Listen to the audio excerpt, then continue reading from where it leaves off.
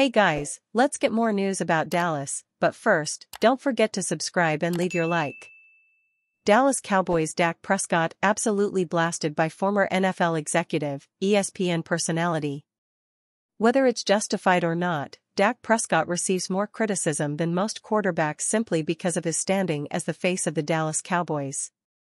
When Dallas succeeds on the field, Prescott receives praise. When they fail, he becomes a punching bag. It's what comes with being a signal caller for America's team. Dallas' recent postseason failures with Prescott at the helm have also played a role in this. Over the course of the past 3 seasons, Dallas is just 1-3 in the playoffs.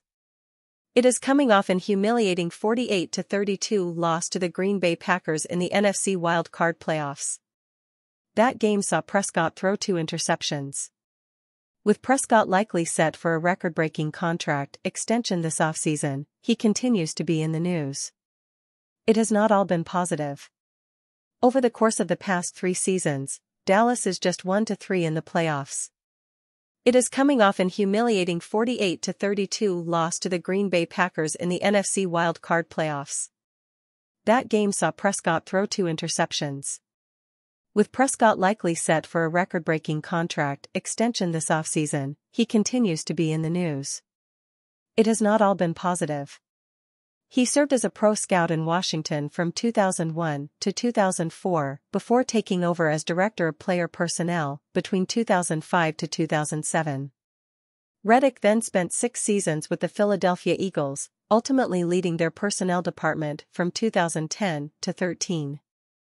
He has also been a candidate for multiple NFL GM openings in recent years. They fear Joe because of his mind, because they feel as though he can deal with Patrick Mahomes on the same level, Riddick continued. They fear Josh because they think Josh is just a freak and it's hard to really defend against. Again, this is the nature of the beast when you're a quarterback in Dallas. These Cowboys have not made it as far as the NFC Championship game since January of 1996. For his part, Prescott is 2-5 in his playoff career, with 14 touchdowns compared to 7 interceptions. It's been a team-wide issue in the postseason. It's not solely on Dak. As noted above, Prescott is in line for an extension that will likely make him the highest-paid player in NFL history. With that will come even more scrutiny should the boys' postseason struggles continue under his watch.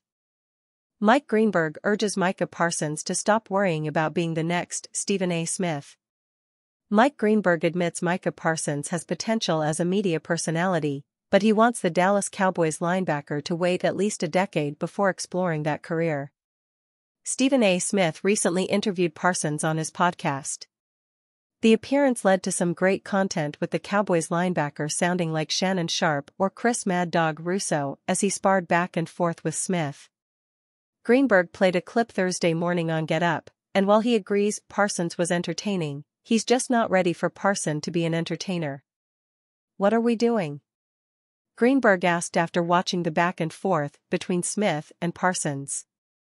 It's brilliantly funny, and it's great content, and far be it for me to be complaining about things that give us stuff to show you and talk about. But the reality is, Micah Parsons needs to be worried about the next Lawrence Taylor, not the next Stephen A. Smith. He may have a wonderful career as the next Stephen A. Smith, that can start in 10 or 15 years, it doesn't need to start right now.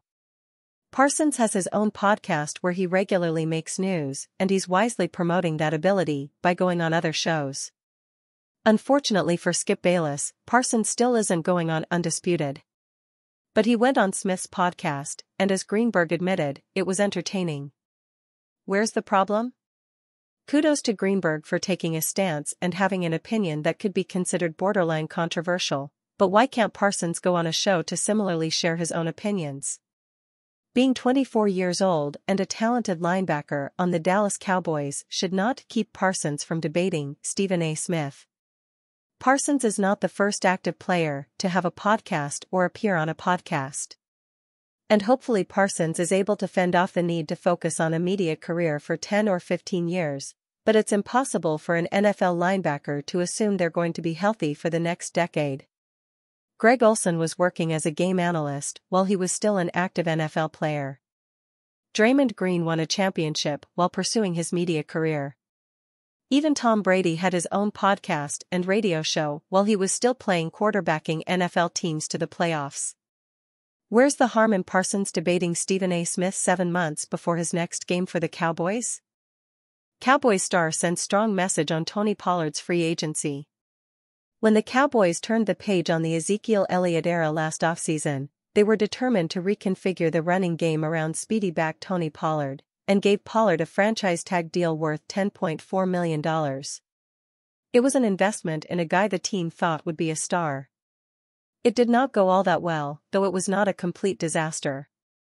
Pollard logged 1,005 yards this season, which was good for 12th in the NFL and only 2 yards off last year's total, 1,007. But he did so on 252 carries, and his average of 4.0 yards per carry was well off last year's mark, 5.2 yards per rush. He struggled, too, in that has fueled speculation that the Cowboys might look for another top-flight running back next season. But star edge rusher Micah Parsons does not think that ought to be the case. I would say toward the end of the season Tony Pollard was catching his rhythm again, Parsons said on The Stephen A. Smith Show. I do think he's an every-down guy. You've got to think, he broke his fibula, that's a catastrophic injury. Indeed, Pollard has said that he did not feel comfortable last season until the Panthers game in Week 10, when he rushed for 61 yards on 12 carries and scored a touchdown for the first time since Week 1.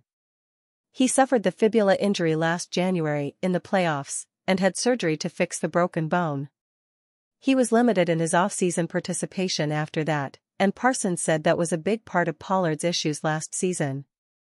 You're talking about a guy that's really been off from that January, came back Week 1, but he didn't really do a lot, Parsons said. It takes a while to get back into football. He didn't do OTAs.